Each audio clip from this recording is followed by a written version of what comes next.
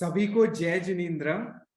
जैन धर्म संघ को मुख्य दो रूप में विभाजित किया जाता है, जिसमें एक साधु वर्ग और दूसरा श्रावक वर्ग होता है। जहां साधु महाव्रत का पालन करते हैं, वहीं श्रावकों के लिए हमारे शास्त्रों में अणुव्रतों का प्रावधान है। साधु श्रावक को धर्म के अनुसार जीवन जीने में मार्गदर्शन देते हैं और इसी उद्देश्य से हमारे पूर्वाचार्यों ने अनेक ग्रंथ लिखे, जिन्हें श्रावकाचार कहा जाता है और जिनका उद्देश्य श्रावकों को निरंतर मार्गदर्शन देना है। उपस्थित सभी श्रोताओं को सादर प्रणाम। मैं नील जैन टॉक्स के इस 184th सेशन के अंदर आप सभी का स्वागत करता हूं। आज के इस सेशन में हमारे साथ प्राचीन एवं वर्तमान परिप्रेक्ष्य में श्रावकाचार पर चर्चा करने के लिए डॉक्टर सुभाष कोठारी जी जुड़े हैं। राजस्थान के उदयपुर के वे निवासी हैं, जिन्होंने प्राकृत में एमए कर पीएचडी की उपाधि हासिल की तथा ज्ञाता धर्म कथा अंग सूत्र का सांस्कृतिक अध्ययन किया। विश्वविख्यात बनारस हिंदू विश्वविद्यालय से संबंधित पार्श्वनाथ विद्यापीठ आपका कर्म क्षेत्र रहा है।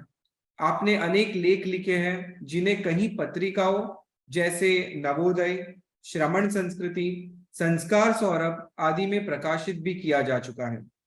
आपने डॉक्टर करमचंद सुगानी और डॉक्टर सागरमल जी जैन जैसे विद्वानों से अध्ययन किया है तथा युवा रत्न अलंकार और श्रीमती उषा जैन साहित्योपाधि सम्मान से सम्मानित किए जा चुके हैं। हमारे लिए बहुत ही हर्ष की बात है कि आप आज जैन टॉक्स के इस 184th सत्र के अंदर जुड़े हैं। मैं बिना विलंब किए हुए अब आपको हैंडओवर करता हूं डॉक्टर सुभाष जी कोठारी, जो कि आज एक बहुत ही सुंदर टॉपिक के ऊपर हमारे सबके साथ चर्चा करने वाला है। जय जिनेन्द्र सुभाष जी। जय जिनेन्द्र जी। जैन फाउंडेशन के सभी पदाधिकारीगण, विद्वान साथियों एवं जैन समाज के सभी श्रोतागणों का सादर अभिवादन, सादर जय जिनेन्द्र। नमस्कार मंत्र के पुण्य स्मरण और श्रमण भगवान महावीर स्वामी को वंदन और नमन करता हूं और जैन फाउंडेशन के संस्थापक श्री रमेश जी शाह एवं नील जी शाह के प्रति साधुवाद ज्ञापित करता हूं, जिन्होंने मुझे आपसे रूबरू होने का यह अवसर प्रदान किया है। मेरे व्याख्यान का विषय श्रावकाचार से संबंधित है। मैंने इस व्याख्यान को विद्वत जगत के साथ साथ समाज और संघ से जुड़े उन विभिन्न जिज्ञासुओं को ध्यान में रखकर देने का प्रयास किया है, जो श्रावकाचार को जानने की जिज्ञासा रखते हैं। मेरा व्याख्यान 4 चरणों में विभाजित है। प्रथम चरण मेरे उन विद्वान साथियों के लिए है जिसमें मैंने श्वेतांबर और दिगंबर परंपरा के मूल ग्रंथों में श्रावकाचार के संदर्भ क्या क्या सामग्री कहां पर प्राप्त होती है एवं श्रावकाचार के संबंध में श्वेतांबर और दिगंबर परंपराएं और उसके उत्तरवर्ती ग्रंथों में श्रावकाचार पर क्या क्या कब कब लिखा गया है, उन सब को बताने का प्रयास किया। दूसरा चरण उनके लिए है जो जीवन में श्रावक व्रतों को जानना चाहते हैं और ग्रहण करना चाहते हैं। उसमें मैंने यह बताने का प्रयास किया है कि श्रावकाचार क्या है, उसका पालन करने वाला कैसा होना चाहिए और श्रावकाचार के पालन में क्या क्या गुण होने चाहिए। तीसरा चरण वर्तमान दृष्टि में दृष्टिगोचर हो रहे तथाकथित श्रावक कहलाने वाले हमारे श्रावकों के लिए है कि वर्तमान संदर्भों को लेकर आज महावीर का श्रावक क्या कर रहा है, उसकी श्रद्धा और निष्ठा और उसकी सोच कैसी हो गई। श्रावक अपनी सुविधा के अनुसार व्रत और नियमों में परिवर्तन करने का, ज्ञान बांटने का काम करने लग गया है। और चौथा चरण सबकी समस्या है तो फिर उसका समाधान क्या है, परिवर्तन किस प्रकार, किसका परिवर्तन। इस प्रकार सार रूप में मैंने यह बताने का प्रयास किया है कि भगवान द्वारा प्रतिपादित श्रावकाचार के व्रत और नियम शाश्वत है, शाश्वत हैं और शाश्वत रहेंगे। परिवर्तन उन व्रत नियमों में नहीं, हमारी सोच में करने की आवश्यकता है। अब मैं अपने वक्तव्य को प्रारंभ करता हूं। मेरे व्याख्यान का विषय, जैसा नील भाई ने कहा है, प्राचीन और वर्तमान परिप्रेक्ष्य में शावकाचार परिवर्तन केवल सोच का। जैन आगमों और अन्य ग्रंथों में शावक के उपासक, आगा, शमनोपासक, सावाय, गीही, श्रमण भूत, सागार आदि अनेक नाम प्राप्त होते हैं। शावक शब्द शु धातु से निष्पन्न है, जिसका अर्थ सुनने वाला, अर्थात जो गुरुजनों से धर्म श्रवण करता है वह श्रावक है। उप समीपे आस्ते इत्युपासके, यह कहकर कहा गया है कि समीप बैठने वाला, अर्थात जो श्रमणों के सानिध्य में उनके समीप में बैठता है, सज्ञान और व्रत को स्वीकार करता है एवं स्वयं उपासना के पथ पर आगे बढ़ता है, वह उपासक या शमनोपासक है। श्वेतांबर आगम ग्रंथों में कहां पर क्रमशः किस प्रकार शावक आचार के संदर्भ दिए गए हैं उसका उल्लेख करना चाहता हूं। सर्वप्रथम जैन आगमों में स्थानांक सूत्र में 2 प्रकार के धर्मों का उल्लेख किया गया है। चरित्र धर्म में दुवी है, अगार चरित्र धर्म में चेव, अणगार चरित्र धर्म में चेव। उसके पश्चात इसी स्थानांक सूत्र में शमनोपासक के 3 मनोरथ, 4 प्रकार के श्रावक, 5 गुणव्रत का विवेचन भी प्राप्त होता है। समायांक सूत्र में 11 प्रतिमाओं का वर्णन हमें प्राप्त होता है। भगवती सूत्र में जहां तुंगिया नगरी के श्रावकों का वर्णन आता है, शंख और पोखली श्रावकों का वर्णन आता है, जयंती शमनोपासिका का नंबर आता है, वहीं पर श्रावकों की प्रतिमाओं को धारण करने के उल्लेख भी हमें प्राप्त होते हैं। ज्ञाता धर्म कथा सूत्र में शमनोवासयन शब्द और 5 अनुव्रतों का उल्लेख हमें प्राप्त होता है। उपासक दशांग सूत्र, जो शावकाचार का एकमात्र प्रतिनिधि जैन आगम ग्रंथ है, जिसमें शावकाचार पर भरपूर सामग्री प्राप्त होती है। शावक के विभिन्न नाम, उनके पर्यायवाची, आनंद शावक द्वारा महावीर से ग्रहण किए हुए व्रत, अतिचार, कर्मादान, 26 बोल की मर्यादा आदि के प्रत्याख्यान का विवरण बहुत विस्तार से मिलता है। यहीं पर शावक के पारिवारिक, सामाजिक, आर्थिक पक्ष और 11 प्रतिमाएं, सल्लेखना, संथारा का बहुत सुंदर ढंग से प्रस्तुतिकरण किया गया है। सबसे महत्वपूर्ण बात उपासक दशांग में यह कही गई है कि श्रावकों को जब उपसर्ग आए और उनसे जब वो विचलित नहीं हुए, तब भगवान महावीर ने भी श्रावकों के आचार की, श्रावकों की प्रशंसा भरी सभा में की। यह उनकी महत्ता को प्रतिपादित करता है। उसके बाद अंतकर दशा सूत्र में सुदर्शन सेठ अध्ययन में शमनोपासक शब्द का प्रयोग प्राप्त होता है। विपाक सूत्र में सुबह कुमार शावक के 12 व्रत ग्रहण करता है, साथ ही भद्र नंदी और सुजात कुमार भी शावकों के व्रत ग्रहण करते हैं। उत्तराध्ययन सूत्र में प्रतिमाओं के साथ साथ उपासक शब्द प्राप्त होता है। साथ ही कहा गया है कि भगवान महावीर श्रावकों को श्रमण भूत शब्द से संबोधित किया करते हैं। राजप्रश्नी सूत्र में राजा प्रदेशी और केशी श्रमण का संवाद जब होता है तो उसमें अनेक स्थानों पर श्रावक शब्द का प्रयोग आता है। दशाश्रुत स्कंद में 11 प्रतिभाओं का नाम सहित उल्लेख हमें प्राप्त होता है और आवश्यक सूत्र में षट आवश्यक, अतिचार सहित 12 व्रत और उसकी संलेखना का वर्णन भी प्राप्त होता है। इन आगमों के अतिरिक्त इन आगमों की जो व्याख्या साहित्य, चूर्णी साहित्य, निरुक्ति साहित्य और भाष्य साहित्य, उनमें भी शावकाचार के संदर्भ में बहुत सारी सामग्रियां हमें प्राप्त होती है। श्वेतांबर आगम ग्रंथों के बाद अगर उत्तरवर्ती श्वेतांबर साहित्य की बात करें तो जैनाचार्यों ने शावकाचार पर खूब लेखनी लिखाई है। आचार्य उमास्वाती ने तत्वार्थ सूत्र के 7वें अध्ययन में शावक के 12 व्रत, उसके अतिचार और संलेखना का उल्लेख किया है। आचार्य उमास्वाती ने शावक प्रज्ञप्ति में शावक शब्द और 12 व्रतों का 6 गाथाओं में वर्णन किया है।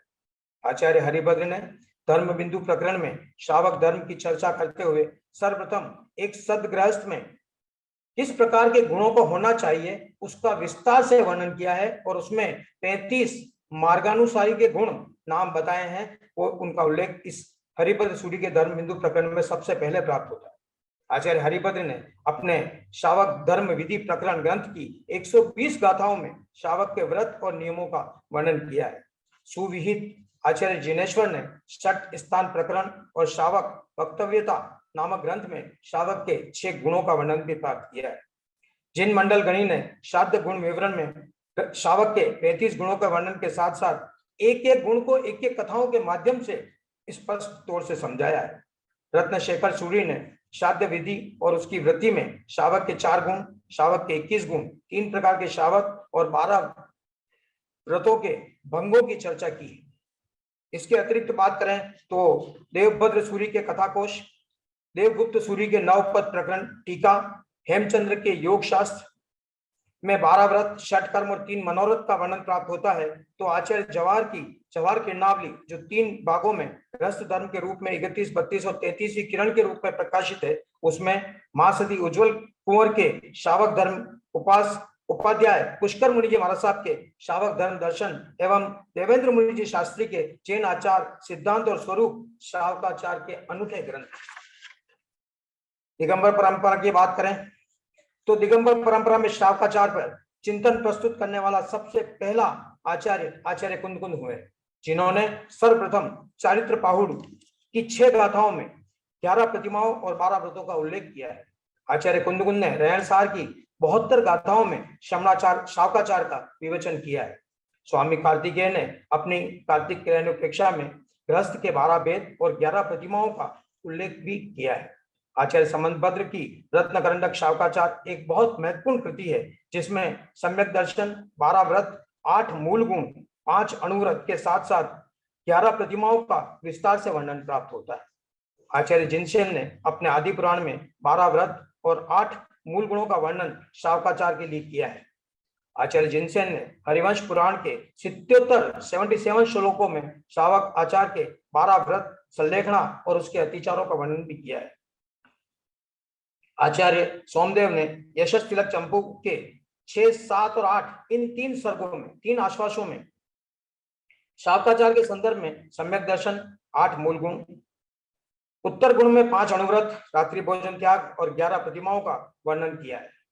देवसेन के भाव संग्रह में 8 मूल गुण और 12 व्रतों के केवल नामों का उल्लेख हमें प्राप्त होता है।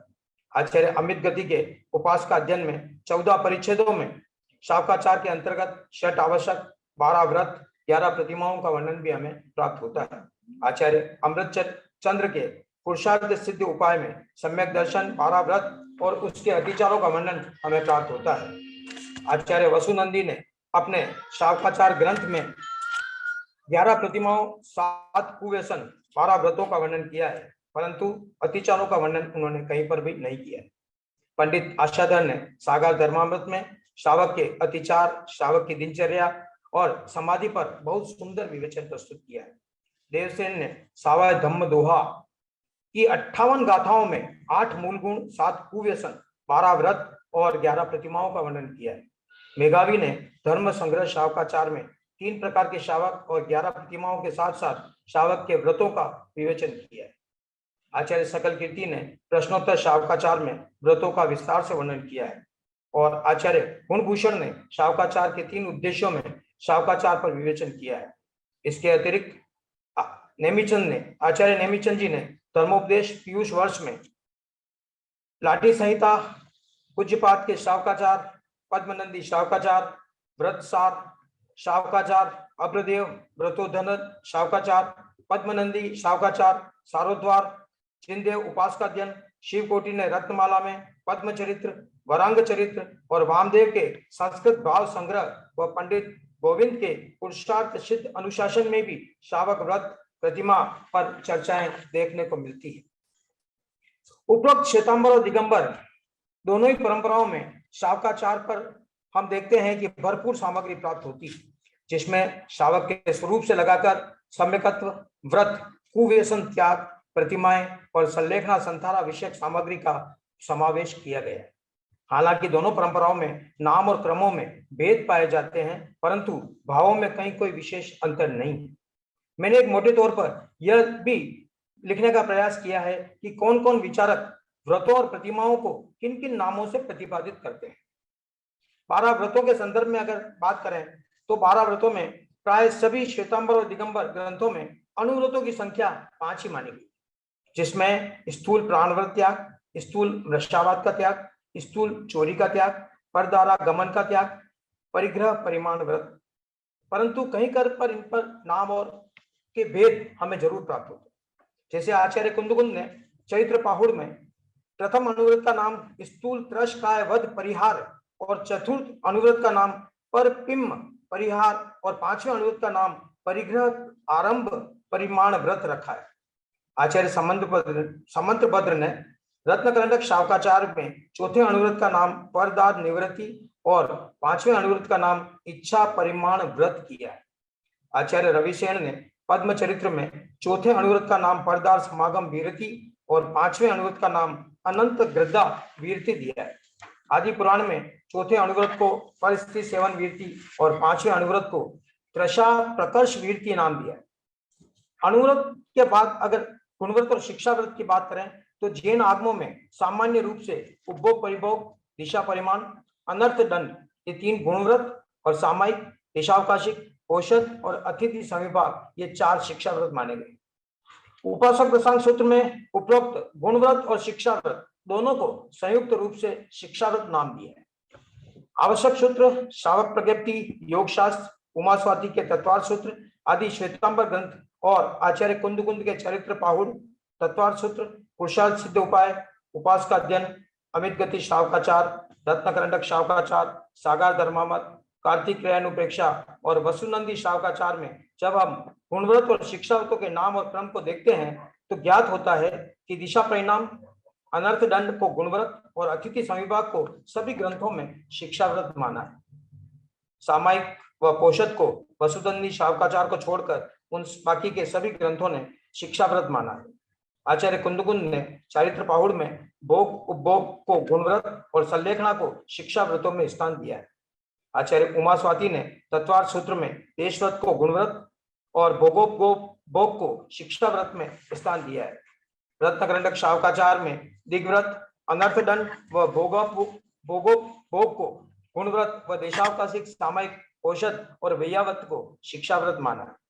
कार्तिक क्रयानुपेक्षा में भी देशावकाशिक व्रत को शिक्षाव्रतों में रत्नकरंडक शावकाचार की तरह प्रथम स्थान दिया है। आचार्य वसुनंदी शावकाचार में भोग वृत्ति व उपभोग वृत्ति को अलग अलग कर शिक्षाव्रतों में स्थान दिया है। संलेखना को आचार्य कुंद ने चरित्र पाहुड़ में और वसुनंदी ने अपने शावकाचार में चौथा शिक्षाव्रत माना है। संलेखना को उपासक दशांग तत्वार्थ सूत्र रत्नकरंडक शावकाचार और कार्तिक क्रयानुपेक्षा में व्रतों के बाद वर्णन किया गया। प्रतिमाओं की बात करें तो अपने जीवन को उन्नत और पवित्र और आध्यात्मिक विकास में आगे बढ़ाने के लिए हमारे आगम ग्रंथों में 11 प्रतिमाओं का उल्लेख प्राप्त होता है, जिसमें सम्मायांग सूत्र दशा सूत्र स्कंद कषाय पाहुड़ की जय धवला टीका उपासक दशांग सूत्र और अभयदेव की टीका में 11 प्रतिमाओं का बहुत विस्तार से वर्णन प्राप्त होता है। आचार्य कुंद के चरित्र पाहुड़ रत्नकरंडक शावकाचार कार्तिक क्रयानुपेक्षा उपास का अध्ययन अमित गति शावकाचार वसुनंदी शावकाचार और सागार धर्मामृत में भी 11 प्रतिमाओं के स्पष्ट उल्लेख हमें प्राप्त होते हैं। श्वेतांबर परंपरा में 11 प्रतिमाओं में दर्शन व्रत सामायिक औषध नियम ब्रह्मचर्य सचित त्याग आरंभ त्याग प्रेष्य परित्याग उद्दिष्ट भक्त त्याग और श्रमण भूत ये 11 नाम प्राप्त होते हैं। जहां दिगंबर परंपरा की बात करें तो वहां पर दर्शन व्रत सामायिक औषध सचित त्याग रात्रि भुक्ति विरति ब्रह्मचर्य आरंभ परित्याग परिग्रह त्याग अनुमति त्याग और उद्दिष्ट त्याग नामक नाम प्राप्त होते हैं। दोनों ही परंपराओं में प्रतिमाओं को नाम और भेद को लेकर कुछ भी रहे हो परंतु नाम कुछ भी रहे हो परंतु स्वरूप के संदर्भ में कहीं विशेष मतभेद नहीं। हमें हर व्रत के नियम के मूल को पकड़ना है और मूल को पकड़कर आत्म कल्याण हेतु अग्रसर होना है, यही हमारा ध्येय होना चाहिए। रात्रि भोजन की बात करें तो प्राय सभी आचार्यों ने रात्रि भोजन के त्याग को शावक के लिए आवश्यक माना। आचार्य कुंद ने चरित्र पाहुड़ में 11 प्रकार के संयम आचरण में रात्रि भोजन त्याग को स्थान देकर इसकी महत्ता को वैसे ही प्रतिपादित कर दिया।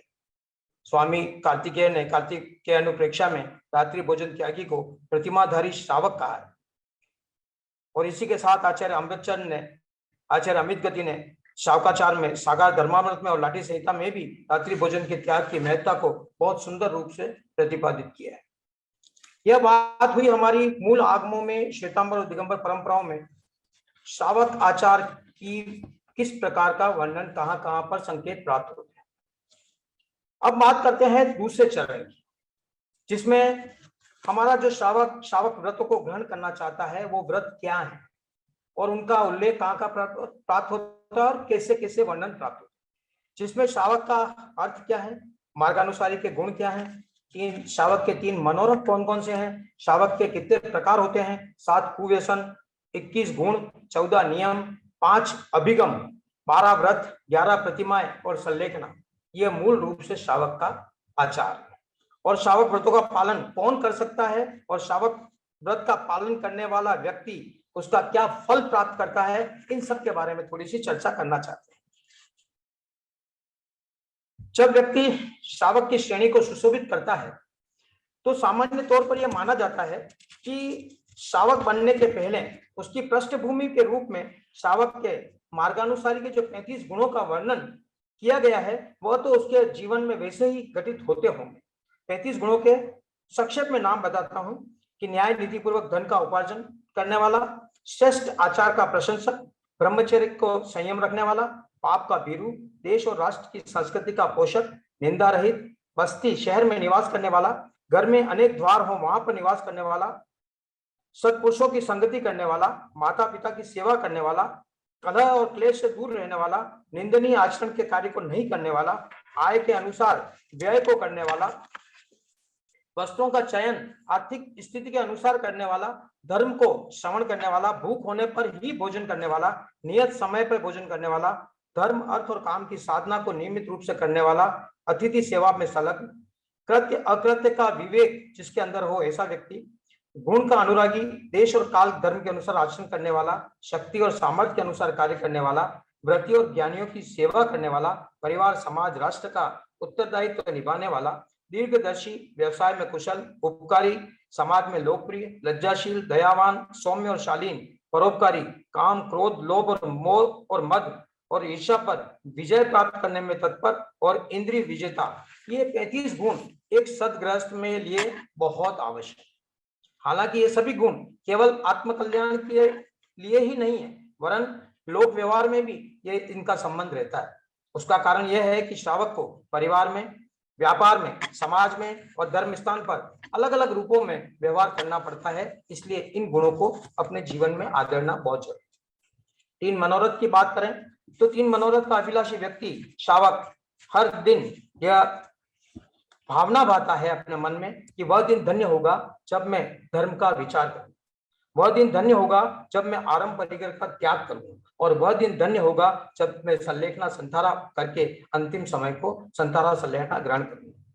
4 प्रकार के श्रावक स्थानांक सूत्र में मैंने आपको बताया, जैसे कि दर्पण के समान अर्थात बिल्कुल स्वच्छ आदर्श श्रावक, पताका के समान अस्थिर और चंचल स्थिर मन वाला श्रावक, स्तंभ के समान अहंकारी और दंभी प्रकृति का श्रावक, और तीक्ष्ण कांटे के समान अर्थात कटुभाषी और कटु व्यवहारी श्रावक।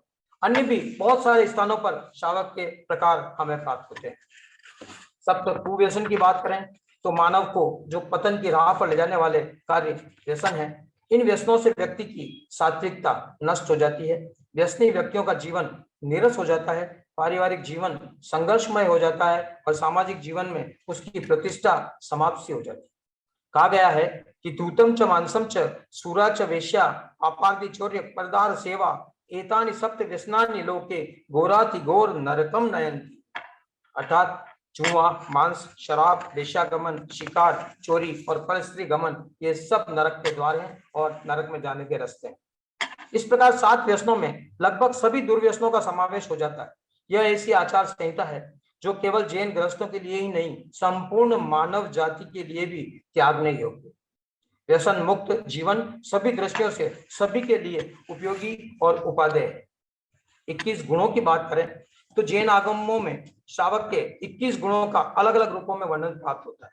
सर्वप्रथम भगवती सूत्र में और औपाधिक सूत्र में श्रावक के 21 गुणों का नाम बताया, नामोल्लेख आपके सामने करता हूं खाली, कि श्रावक के नवतत्व का ज्ञाता, धर्म का आराधक, दृढ़ धर्मी, वीतराग वचन पर श्रद्धा रखने वाला, आगम का ज्ञाता, निग्रंथ पर आस्था रखने वाला, न्याय नीति पूर्वक धन का उपार्जन करने वाला, दानी, सदाचारी, श्रमणों को दान देने में कुशल, धर्म की प्रभावना करने वाला, अल्प इच्छावान, अल्प आरंभी, 3 मनोरथ 14 नियम को चितारने वाला, गुणवान, स्वधर्मी सहयोग में तत्पर, सामायिक आराधक, उभय काल दोनों समय प्रतिगमन करने वाला, व्रतों का निर्दोष पालन करने वाला, इन गुणों से सुसंपन्न गृहस्थ आदर्श श्रावक की श्रेणी में आता है। 14 नियम की बात करें जो हमको नित्य प्रति अपने जीवन में आदरणीय योग्य हैं, उसमें द्रव्य की मर्यादा, सचित की मर्यादा, विगय की मर्यादा, उपाहान, तांबूल, वस्त्र, फूल, वाहन, शयन, विलेपन, अब्रह्म, दिशा, स्नान, भक्त की मर्यादा ग्रहण करता है व्यक्ति प्रतिदिन। देशावकाशिक सूत्र में ये सब का वर्णन हमें प्राप्त होता है। 5 अभिगम की बात करें तो जब हम किसी धर्म स्थान में प्रवेश करते हैं तो हम 5 अभिगमों का विवेक रखते हैं, वह श्रावक रखता है, जिसमें सचित का त्याग, अचित का विवेक, हाथ जोड़कर सम्मुख आना, उत्तरासन रखना और एकाग्रचित्त रहना, ये 5 प्रकार के अभिगम हमें प्राप्त होते हैं। श्रावक के 12 व्रतों की बात करें तो 12 व्रत जिसमें अहिंसा, सत्य, अस्तेय, ब्रह्मचर्य, अपरिग्रह, ये 5, जैसा कि भाई नीलेश जी ने कहा, 5 अनुव्रत माने गए हैं। अनुव्रतों में जहां अहिंसा की बात करें, व्यक्ति श्रावक व्रत का आराधक व्यक्ति अनुव्रत में संकल्पी हिंसा का त्याग करता है, संकल्पी हिंसा का त्याग करता है और किसी भी प्राणी को बंधन में नहीं बांधता है, बंधन में नहीं मारता है, अधिक भार नहीं बढ़ता है और अपने अधीनस्थ जो वर्कर्स हैं उनका भी बहुत ध्यान रखता है। सत्य अनुव्रत में श्रावक ऐसे कोई भी बड़े झूठ का सहारा नहीं लेता है जो दूसरे के लिए अहितकारी हो, राज्य द्वारा दंडनीय हो, समाज द्वारा निंदनीय हो। श्रावक बिना विचारे कभी नहीं बोलता है, गुप्त बात प्रकट नहीं करता है और झूठे मुकदमे और लेख का लेखन भी नहीं करता। अचोरी की बात करें तो ऐसी बड़ी चोरी से श्रावक बचता है जिसमें समाज चोर बेईमान कहे ऐसे कोई कार्य नहीं करता। चोर की चुराई वस्तु नहीं लेता है और राज्य के विरुद्ध कोई कार्य नहीं करता। ब्रह्मचर्य की बात करें तो स्व स्त्री से मर्यादा और अन्य स्त्रियों का त्याग कर श्रावक अपनी पुत्र और पुत्रियों के विवाह कराने के अतिरिक्त अन्य किसी का विवाह संबंध भी नहीं कराते, काम भोग की तीव्र अभिलाषा भी नहीं रखता है। अपरिग्रह में श्रावक अपनी संपत्ति की मर्यादा करता है। 9 प्रकार के जो परिग्रह हैं उनकी मर्यादा रखकर जीवन में व्यवहार करता है, जिसमें क्षेत्र, वस्तु, हिरण, सुवर्ण, धन, धान्य, द्विपद, चतुर्पद और कुवी धातु, इन सब की मर्यादा अपरिग्रह व्रत का एक हिस्सा है। अब गुणव्रत की बात करें तो अनुव्रतों के विकास के लिए, अनुव्रत हमारे 5 हुए, उसके बाद अनुव्रतों के विकास के लिए गुणव्रतों का विधान हमारे शास्त्रों में किया गया है, जिनको दिशा परिमाण, उपभोग परिभोग और अनर्थ दंड कहा गया है। 5वें व्रत में जो 9 प्रकार की संपत्ति की मर्यादाएं की गई थी, वह दिशा परिमाण व्रत में उसकी दिशाओं की मर्यादा और अधिक निश्चित की जाती है।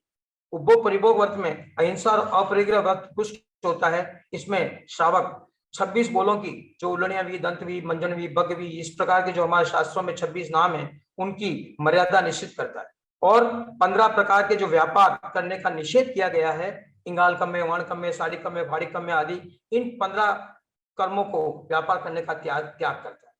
अनर्थ दंड में श्रावक स्वयं और परिवार के अतिरिक्त और किसी भी प्रकार के अनर्थ दंड का त्याग करता है। शिक्षा व्रत व्यक्ति के आत्मगुणों से संबंध रखता है। इसमें 4 कहे गए हैं। यह शिक्षा का अर्थ अभ्यास है, जिसमें बार बार ग्रहण किया जाता है और कुछ समय के लिए भी इनको ग्रहण किया जा सकता है। सामायिक पहला शिक्षा व्रत है, जिसमें श्रावक प्रतिदिन समभाव की साधना करता है, जो किसी भी समय कितने भी समय कर सकता है। ये कुछ समय के लिए साधु जीवन में रहने जैसा है, जिसमें मन, वचन और काया को एक निश्चित समय के लिए स्थिर रखना होता है और आत्मा का चिंतन करना होता है। देशावकाशिक दिशा परिमाण व्रत में जो दिशाओं की मर्यादाएं की गई थी, उसमें कुछ समय के लिए और मर्यादित करना दिशा परिणाम व्रत का है। आज की भाषा में हम कहें तो हम इसके संवर नाम दे सकते हैं, संवर की है। इसी व्रत में श्रावक जो 14 नियमों की मर्यादा करता है, वह इसी व्रत में करता है। पोषद उपवास व्रत में श्रावक इस पोषदोपवास व्रत में श्रावक उपवास कर एक दिन के लिए आत्मचिंतन में रत रहकर घर में या पोषदशाला में निवास करता है। अतिथि संविभाग में श्रावक अपने घर संपर्क में आए हुए अतिथियों को अत्यंत सम्मान से उपलब्ध सामग्री का संविभाग करता है, बांटता है और निगृहत साधु साथियों के साथ साथ परिवार, समाज के व्यक्तियों का भी वह विशेष तौर से ध्यान रखता है। प्रतिमाओं की बात करें तो श्रावक जब आत्म कल्याण की सीढ़ियों पर चढ़ने लग जाता है, जब उसका श्रावक आचार परिपूर्ण हो जाता है, परिपुष्ट हो जाता है, सम्यकत्व सिद्ध होने लगता है, तब वह कुछ ऐसी विशेष व्रतों को ग्रहण करता है जिनसे वह श्रमण तुल्य होने की श्रेणी में आने लगता है। उन श्रेणियों को हम प्रतिमाएं कहते हैं। श्वेतांबर और दिगंबर परंपरा में इसकी संख्या, जैसा कि मैंने पूर्व कहा, 11-11 कही गई है। इसमें संक्षेप में बात करें तो दर्शन प्रतिमाओं को धारण करने वाला व्यक्ति देव, गुरु और धर्म की सेवा में निरंतर तत्पर रहता है। श्रमण और श्रावक धर्म पर वह सिर्फ दृढ़ श्रद्धा और निष्ठा रखता है। व्रत प्रतिमा में 12 व्रतों को ग्रहण करता है। सामायिक में दिन में एक बार नहीं अनेक बार सामायिक व्रत की आराधना करता है। और पर्व के जो दिन होते हैं, बीज, पंचमी, अष्टमी, 1100 चतुर्दशी के दिन प्रतिपूर्ण पोषक करता है, 5 पोषक करता है। नियम, इसमें श्रावक विविध नियमों को ग्रहण करता है। सचित जल का उपयोग वह कभी नहीं करता। ब्रह्मचर्य में पूर्ण रूप से ब्रह्मचर्य का पालन करता है। सचित त्याग में यावत जीवन सचित का त्याग करता है। आरंभ त्याग में सभी हिंसात्मक कार्यों का पूर्ण रूप से त्याग करता है, चाहे वह मानसिक हो, वाचिक हो, कायिक ही क्यों न हो। प्रेष्य परित्याग में श्रावक किसी भी व्यक्ति, परिवार के जन या सेवक को कहीं भी बेचकर कुछ मंगाने का कार्य नहीं करता।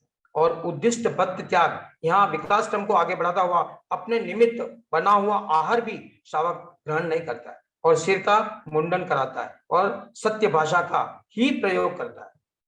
और लास्ट, शमन भूत प्रतिमा में शमन के समान श्रावक जीने लगता है, निर्दोष भिक्षा लाता है, स्वाध्याय करता है, ध्यान करता है, कायोत्सर्ग करता है और समाधि में लीन रहता है। इन सब का काल 1 से 11 माह है। इस प्रकार उत्कृष्ट 66 माह में 11 प्रतिमाओं की आराधना के बाद श्रावक श्रमण के तुल्य बन जाते हैं। संलेखना की बात करें तो संलेखना श्रावक का अंतिम पाथेय होता है।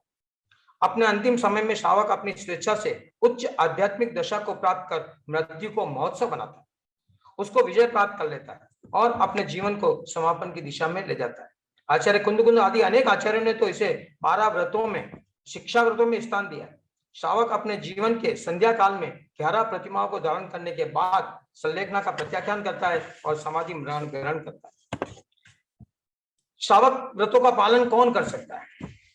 4 गति है, नरक गति, तिर्यंच गति, मनुष्य गति और देव गति। केवल मनुष्य और तिर्यंच, ये 2 गति वाले व्यक्ति ही श्रावक व्रतों का पालन कर सकते हैं। मनुष्य 12 व्रत ग्रहण कर सकता है, तिर्यंच 11 व्रत ग्रहण कर सकता है। 12 व्रत अतिथि समिभाग, तिर्यंच पालन नहीं कर सकता। श्रावकाचार का फल, शुद्ध भाव से, पूर्ण श्रद्धा निष्ठा से अगर कोई गृहस्थ श्रावकाचार का पालन करता है तो शास्त्रों में कहा गया है कि उत्कृष्ट प्रथम देवलोक से लगाकर 12वें देवलोक तक वह जा सकता है और तिर्यंच 8वें देवलोक तक जा सकता है। श्रेष्ठ श्रावकाचार का पालक 3 भव में या उत्कृष्ट 7 या 8 भव में मोक्ष का राही बन सकता है। उदाहरण के लिए बात करें तो उपासक दशांग के 10 श्रावक, 10 ही श्रावक 3रे भव में सिद्ध, बुद्ध और मुक्त हो जाए। इस प्रकार श्रावकाचार के व्रत नियम जहां एक और धार्मिक सिद्धांत रूप है, वहीं दूसरी ओर देश और समाज की पारिवारिक, राजनीतिक और आर्थिक व्यवस्था को यथारीति चलाने में अपना महत्वपूर्ण योगदान देते हैं। श्रावकाचार का पालन समाजवाद और सह अस्तित्व की दिशा में महत्वपूर्ण भूमिका अदा कर सकते हैं। अब बात करते हैं वर्तमान के श्रावकों की 3रे चरण की, कि श्रावक का मूल आधार क्या। जब हमने मूल ग्रंथों में श्रावकाचार संबंधी सामग्री का विवेचन हमारे सामने हुआ, श्रावकाचार विवेचन के साथ हमने यह बताने का प्रयास किया कि हमारे श्रावकाचार के मूल सिद्धांत, नियम क्या हैं, तो फिर उन नियमों और मूल सिद्धांत के लिए वर्तमान में हम किस प्रकार कार्य कर रहे हैं, इसके ऊपर बात करना बहुत इंपॉर्टेंट और बहुत जरूरी है। वर्तमान में श्रावक में श्रावकत्व की बात करें तो सम्यक दर्शन, जो हमारा प्रथम लक्षण है, उसे हम भूलकर मिथ्यात्व की ओर अग्रसर हो रहे हैं। बात थोड़ी सी इसमें कटु है, पर शब्दों में कटुता हो सकती है, मन में कहीं कटुता नहीं है।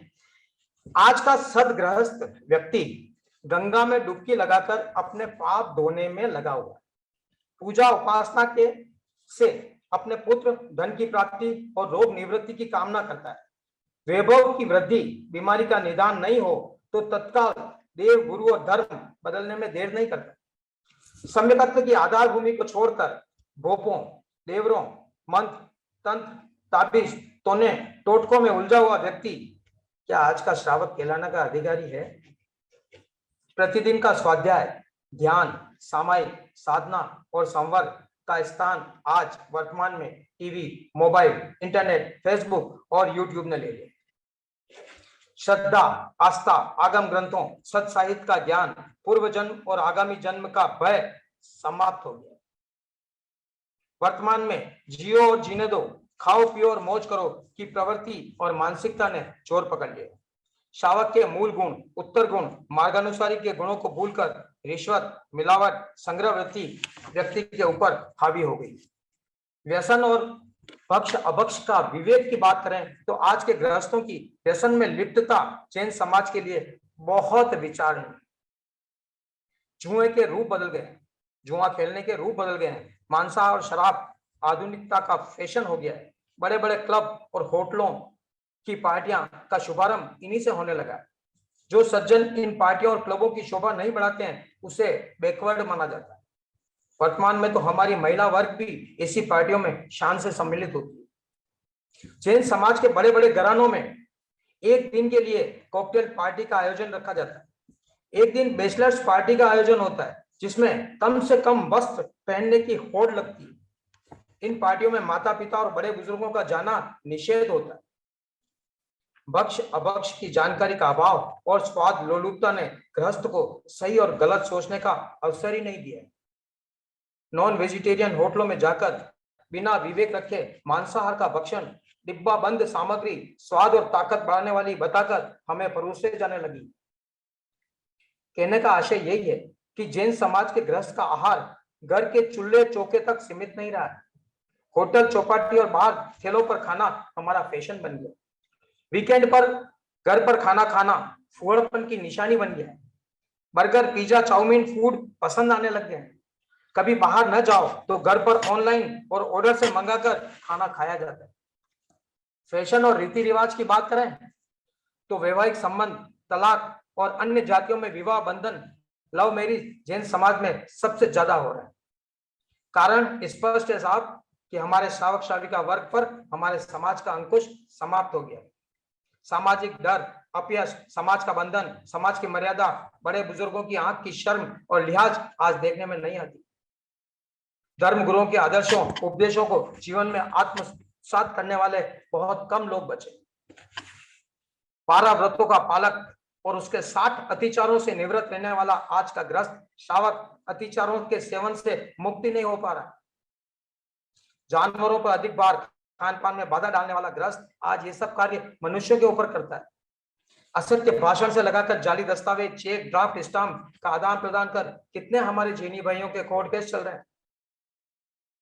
मिलावट, राज्य विरुद्ध कार्य, पर स्त्री के प्रति आकर्षण और 10 प्रकार के परिग्रह की मर्यादा कहां हम कर पा रहे हैं। 15 कर्माधान और 26 बोलों की मर्यादा की पालन की बात तो बहुत दूर है साहब, उनके नाम ही हमें याद नहीं है। केवल और केवल भोग उपभोग की सामग्री बढ़ाने और उपभोग करने में हमारा समय व्यतीत हो रहा है। भोजन, शैया, सवारी का 2 घंटे के लिए भी हम त्याग नहीं कर पाते। समाज रत्न, भामाशाह, श्रेष्ठ शावक रत्न की उपाधि से विभूषित होना हमारा नवाचार हो गया है। मंच, माला, माइक, पद, प्रतिष्ठा हमारी धर्म और संस्कृति के अंग होने लग गए।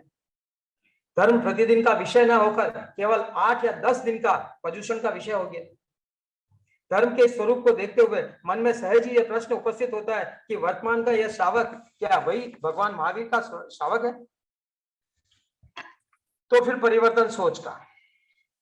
शाकाचार के सिद्धांतों, व्रतों, नियमों को जब हम वर्तमान के परिप्रेक्ष्य में देखते हैं तो सहज ही एक विचार हर जनमानस के मन में, केवल मेरे नहीं, हर जनमानस के मन में जो समाज में रहता है, प्रस्फुटित होने लगता है कि देश काल परिस्थिति के अनुसार क्या इन नियमों में कुछ परिवर्तन करना चाहिए या कुछ परिवर्तन होना चाहिए।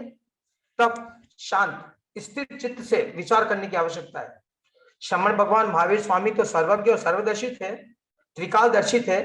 उन्होंने जो नियम, सिद्धांत और व्रतों का उपदेश दिया वह तो भूत, भविष्य और वर्तमान तीनों कालों के लिए देखकर ही प्रस्तुत किया था।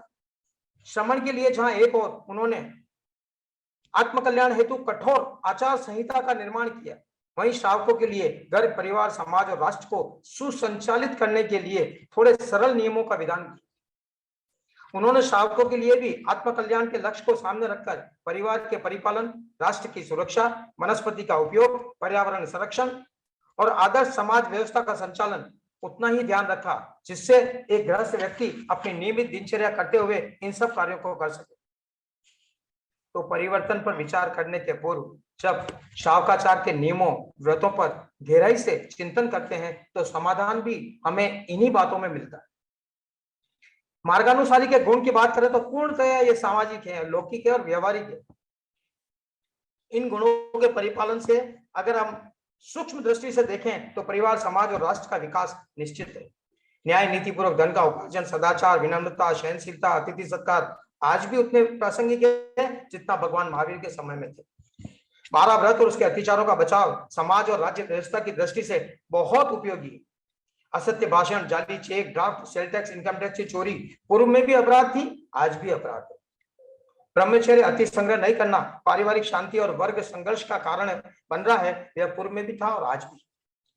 परिग्रह पूर्व में भी वैमनस्यता और वर्ग संघर्ष का बढ़ाने वाला था, जो सीधे सीधे समाज को प्रभावित करता था। वर्तमान में यही स्थिति है। अर्जन और संग्रह बुरा नहीं है, परंतु जब इसका आधार शोषण और विषमता हो जाए तो वह समाज और राष्ट्र के लिए जहर बन जाता है।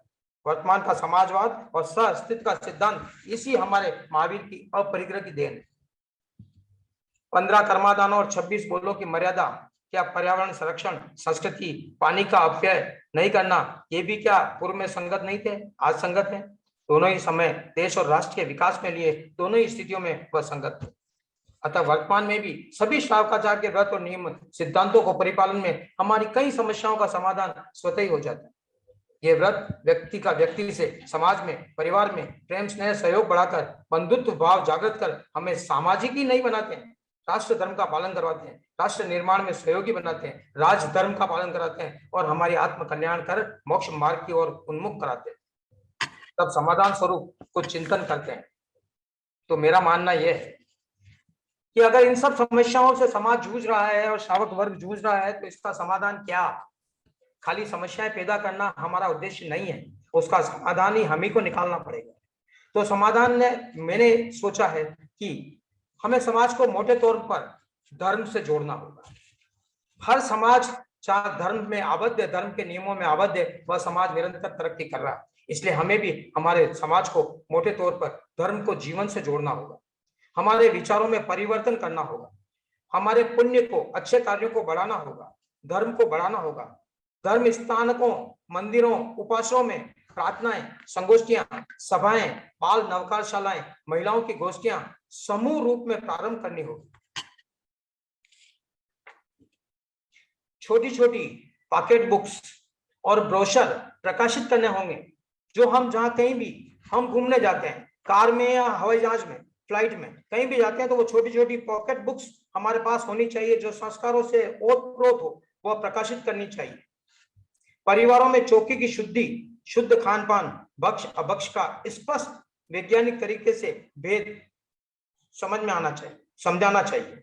शाकाहार का महत्व, विदेशों में आज जो शाकाहार की बढ़ती प्रवृत्ति है उसको हमें नवीनतम जानकारी हमारे समाज में चर्चा का विषय होना चाहिए।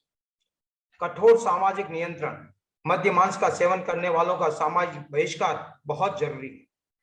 धैर्यपूर्वक हमें हमारे युवकों को, बच्चों को यह समझाना होगा कि आज देश विदेश में शाकाहार की प्रवृत्ति किस प्रकार बढ़ावा प्राप्त कर रही है।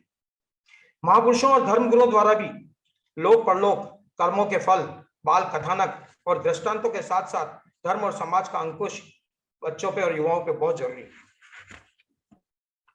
सारांश में अगर हम यह सब करते हैं तो फिर कहां परिवर्तन की आवश्यकता है?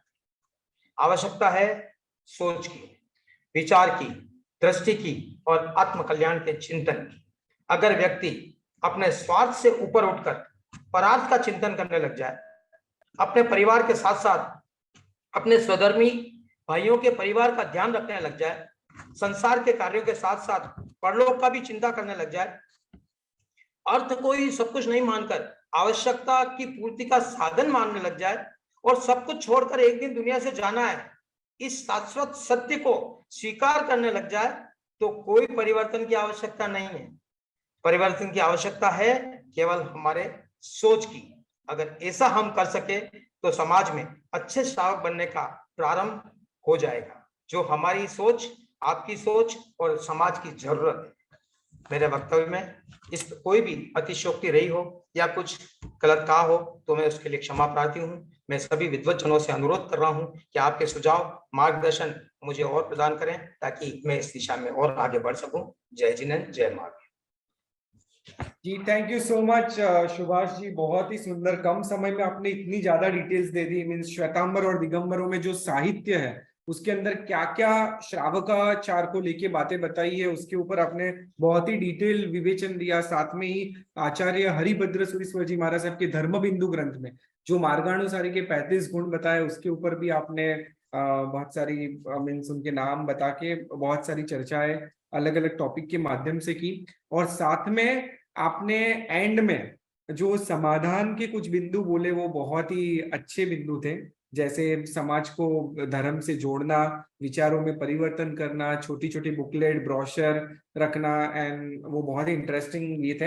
हमारे पास है ना कुछ जिज्ञासुओं के प्रश्न आए हैं, तो आप अगर परमिशन दे तो हम एक दो प्रश्न लें। हाँ हाँ, ठीक है। तो एक प्रश्न ये आया है कि आपने बताया कि जो 15 कर्मादान है वो आपने बोल के भी बताया, तो अगर हम देखें तो ऐसे कौन से बिजनेस है जो ये 15 कर्मादान में नहीं आते हैं, यानी श्रावकों को किस प्रकार के बिजनेस करने चाहिए, इसके ऊपर थोड़ा विवेचन दीजिए। 15 कर्मादानों में जो अनर्थ दंड के कारण, अनर्थ दंड जिसमें है, जिसमें बहुत ज्यादा हिंसात्मक कार्यों का रोल होता है, वो कार्य श्रावक को नहीं करने चाहिए। बाकी तो भगवान ने खेती करना, कृषि, पशुपालन, इन सब बातों में अनर्थ दंड नहीं कहा है, परिवार समाज के लिए अनर्थ दंड का कारण नहीं कहा है। परंतु जो कुएं खोदने हैं, जंगल में आग लगाना है, इस प्रकार जो कार्य हैं, खान के काम करने हैं, ड्रिलिंग के काम करने हैं, वनों को जलाना है, लकड़ी उत्पन्न करना है, इस प्रकार के कामों के लिए भगवान ने निषेध किया है। बाकी सभी कार्य खुले हैं 15 के सिवा। तो कोई कंस्ट्रक्शन के बिजनेस में है तो उस कंस्ट्रक्शन के कर बिजनेस सकता में है। बहुत सारी चीजें आएगी, खुदाई करना, जला देना प्लांट्स वगैरह को। वो जमीन में खाना खोदने के लिए है सर। हाँ हाँ हाँ, हाँ ओके, यानी बहुत बड़ी बड़ी खाने खोदो वैसे। हाँ, बड़ी बड़ी जो अनर्थ दंड के जो कारण है, अनर्थ दंड, उनके लिए। Right right right right. किसी को कोई प्रश्न है तो आप प्रश्न लिख सकते हैं। आ,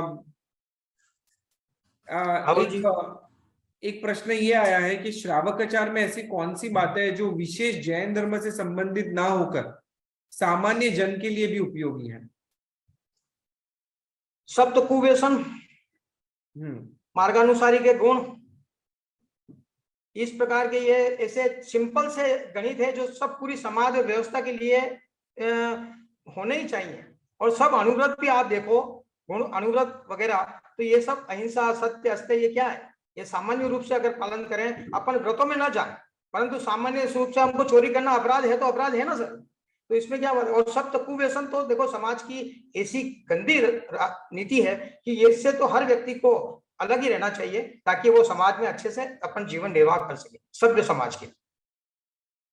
जी जी बिल्कुल, आपने ठीक कहा। एक प्रश्न ये आया है कि वर्तमान हमारी जीवन शैली कितनी डिफरेंट हो चुकी है।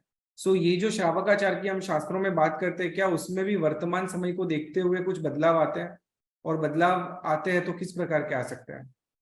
मैंने बताया कि बदलाव व्यक्ति सोचता है कि बदलाव होना चाहिए, परंतु भगवान सर्वज्ञ सर्वदर्शी होने के नाते उसमें कई बदलाव की, परिवर्तन की जरूरत नहीं है। बदलाव आप जरूरी नहीं है सब श्रावकाचार के सभी व्रतों का पालन करें। भगवान ने तो कहा है कि अगर आप एक व्रत का पालन भी करते हैं तो आप श्रावकाचार की श्रेणी में आते हैं। आप थोड़े थोड़े करें, थोड़ा थोड़ा सामान्य तौर पे एक नवकार मंत्र से चालू करें तो भी आपका जीवन उस तरफ गतिशील हो सकता है। अपने बच्चों को उसी प्रकार के संस्कार दें। श्रावक में 12 ही व्रतों को ग्रहण करना जरूरी नहीं है, एक व्रतधारी भी श्रावक हो सकता है, 12 व्रतधारी भी श्रावक हो सकता है। तो अपन शुरुआत बहुत छोटी छोटी स्थिति से करें, पहले हम धर्म को समझ लें। जो मैंने कहा छोटे बुकलेट, हम एक बार धर्म को सामान्य रूप से समझ लें, हमारा भगवान क्या थे, हमारा धर्म क्या है और हम धर्म कैसे चलते। आज नवीन जी, हर व्यक्ति, हर समाज अपने धर्म के प्रति बहुत अच्छे से जुड़ाव रखता है। हम भी अगर हमारे संघ और धर्म के प्रति संगठित होकर जोड़कर नहीं रखेंगे तो आगे कैसे चल पाएंगे। छोटे छोटे रूप में आप अपने आत्मा का कल्याण करने के सोचो तो समाज भी अच्छा रहेगा, देश के प्रति भी अपना दायित्व पूरा होगा और आत्मा का कल्याण भी थोड़ा थोड़ा होता रहेगा। जी बिल्कुल ठीक कहा सुभाष जी आपने। एक प्रश्न आया है विद्वत जनों में से, एक प्रश्न ये भी आया है कि बौद्ध और ब्राह्मण परंपरा के कौन से साहित्यिक रचना की तुलना जैन परंपरा के श्रावकाचार से की जा सकती है? थोड़ा इसमें मेरे को कंफ्यूज है। जी बौद्ध और इसमें अभी मैंने उसके साथ उसका तुलना नहीं की है। जी ठीक है। एक प्रश्न राहुल जी को भी पूछना है। राहुल जी आप अनम्यूट कर सकते हैं। जय जिनेन्द्र। हाँ भैया, मेरा प्रश्न है कि जैसे श्रावक श्राविका भगवान ने माता पिता की उपमा दी है, तो श्रावक श्राविका को कैसा जीवन जीना चाहिए जिससे साधु साध्वी भगवंतों की रक्षा हो सके? भगवान ने कहा है कि अम्मा पिया की उपाधि से सम्मानित किया है श्रावक श्राविका। ठीक है, हर हर जगह हम ये धर्म प्रवचनों में सुनते हैं कि माता पिता हैं साधु साध्वी के, श्रावक श्राविका माता पिता। माता पिता जब हैं, जब हम श्रावक श्राविका जो हैं वो माता पिता के रूप में तभी कहलाने के अधिकारी कहलाएंगे जब हम श्रावक धर्म का पूरी तरह पालन करते हो और साधु धर्म का पूरी तरह ज्ञान रखते हो। अगर हमारे ज्ञान है पूरी तरह कि श्रावक आचार इस प्रकार का पालन करता है, तो हम श्रावक आचार के पूरी तरह पालन करने वाले होते हैं, तो हमको साधु साध्वी जो आज घर गृहस्थी छोड़कर निकले हैं उनका पूरा ध्यान रखने का दायित्व श्रावक श्राविका पे आता है। और वो हम उनको माता पिता की दृष्टि, चूंकि उन्होंने अपने घर के माता पिता छोड़कर हम सबको अपना माता पिता बना लिया है, तो उसके प्रति हमारा दायित्व बढ़ जाता है। बस यही बात उन्होंने कही है कि श्रावक को इसलिए माता पिता की उपमा दी है कि आप श्रावक खुद के आचार का पालन करो और साधु के आचार को ध्यान में रखो। जी जी बिल्कुल। Thank you so much Subhash ji. हमारे जितने भी श्रोतागण हैं उनके प्रश्नों का समाधान करने के लिए, जिज्ञासाओं का समाधान करने के लिए बहुत ही सुंदर तरीके से आपके सेशन के अंदर बहुत ही ज्यादा इन्फॉर्मेशन थी, बहुत ही इंफॉर्मेटिव सेशन था। और मुझे ऐसी आशा है कि इसकी जो रिकॉर्डिंग है वो भी लोग एक्सेस करेंगे और जो स्कॉलर्स हैं उनको भी बहुत सारी इन्फॉर्मेशन, अगर कोई पीएचडी के स्टूडेंट्स हैं तो उनको भी बहुत सारी इन्फॉर्मेशन आपके इस लेक्चर में से मिल सकती है। सो मैं आपका तहे दिल से स्वागत करता हूँ। आपने आपका बहुत ही कीमती समय, और मैं जानता हूं कि आपके घर पे कुछ प्रसंग भी चल रहे हैं और उसमें भी आपने एक कमिटमेंट दे दिया और उसमें आप हाजिर रहे और समय निकाला, उस बदल जैन फाउंडेशन की पूरी टीम आपको तहे दिल से धन्यवाद कहती है और हमारे सभी श्रोतागण की ओर से भी बहुत बहुत धन्यवाद। और हम पुनः आपको मिलने की आशा रखेंगे और इस बिंदुओं के ऊपर और डिटेल में जानने की कोशिश करेंगे। बहुत बहुत धन्यवाद। बहुत बहुत धन्यवाद। आप सबने मुझे सुना, समय दिया। अगर कुछ गलती हुई तो क्षमा प्रार्थी। बहुत बहुत आभार, धन्यवाद जी। सो इसी के साथ हम आज की जैन टॉक की सेशन को विराम देते हैं और विराम देने से पहले जगत के सभी जीवों का कल्याण हो, जगत के सभी जीवों का मंगल हो, जगत के सभी जीव हमारे मित्र है, कोई भी हमारा वैरी नहीं, इस भावना के साथ प्रार्थना। अणु परमाणु शिव बनी जाओ, अखा विश्व मंगल थाओ, सर्वे जीवो मोक्षे जाओ। हामेमि सब्व जीवे सब्वे जीवा खमंतु में, मित्ति में सब्व भुवेसु वैरम मज्जन केणई, सर्वता सौ सुखीता हो पापना कोई आचरो, राग द्वेषति मुक्त बनी ने समता सौ समाचरो। सभी को मेरे प्रणाम। जय जिनेन्द्र। जय जिनेन्द्र।